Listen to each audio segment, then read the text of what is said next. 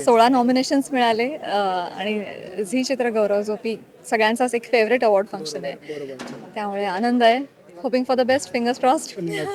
तो performance cut to आपल्या चित्रपटाला इतके सारे नॉमिनेशन्स वगैरे, जस्ट अ परफॉर्मन्स सिरियलमधली लीड म्हणून आणि आता एक फिल्म म्हणून, तर हा प्रवास फारच इंटरेस्टिंग पण आहे आणि खूप जास्त नॉस्टॅल्जिया आहे.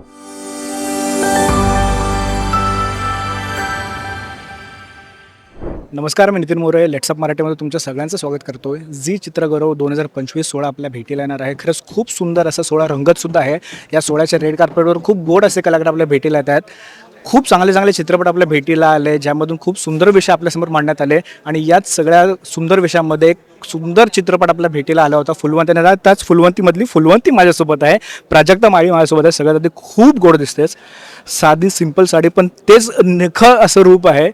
काय सांगशील, किती ब्लेस्ड वाटतं की जो आपण चित्रपट प्रेक्षकांसमोर मांडला त्यांना प्रेक्षकांनी भरपूर प्रेम केलं, पण झी चित्रगौरव सुद्धा कौतुकाची थाप आपल्याला देतच आहे.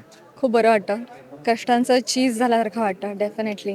आणि कलाकाराला कौतुकाची थाप सतत हवी असते आणि त्यामुळेच कलाकार मोटिवेटेड राहतात. त्यामुळे मच नीडेड थिंग. तर 16 नॉमिनेशन्स मिळाले आणि झी चित्रगौरव जो की सगळ्यांचाच एक फेवरेट अवॉर्ड फंक्शन आहे, त्यामुळे आनंद आहे. Hoping for the best, fingers crossed. बरं, तर यावर्षी 25 वर्ष पूर्ण होतात आपल्याला.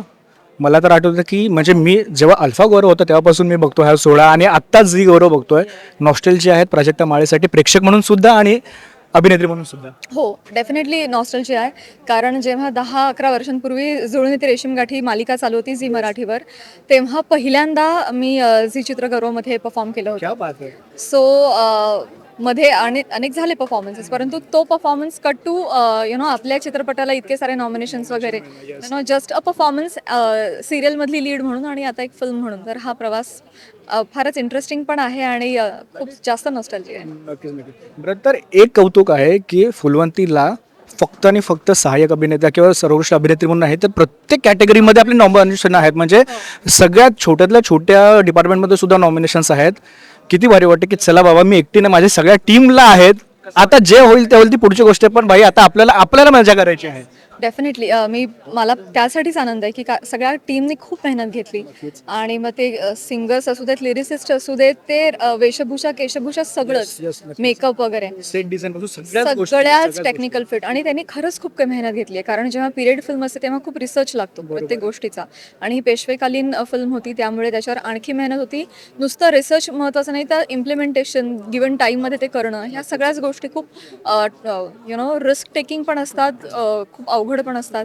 तर मला आनंद जितका बेस्ट फिल्म बेस्ट अभिनेत्री म्हणून नॉमिनेशन आहे त्याचं आहे, ती एवढा किंबहुना त्याहून जास्त आनंद या टीमला नॉमिनेशन्स आहेत यासाठी आहे. क्या बात आहे ना, हेच खरं कौतुक आहे. म्हणजे फक्त नॉमिनेशन सहाय्यक अभिनेत्री वगैरे किंवा सर्वोत्कृष्ट अभिनेत्री जरी असलं तरी टीमला सुद्धा आहे, यामध्ये हेच कौतुक आहे. तुर्तास मी ते थांबतो. 25वं वर्ष आहे, सोहळा खरंच खूप सुंदर रंगणार आहे, रंगणायला सुरुवात झाली आहे.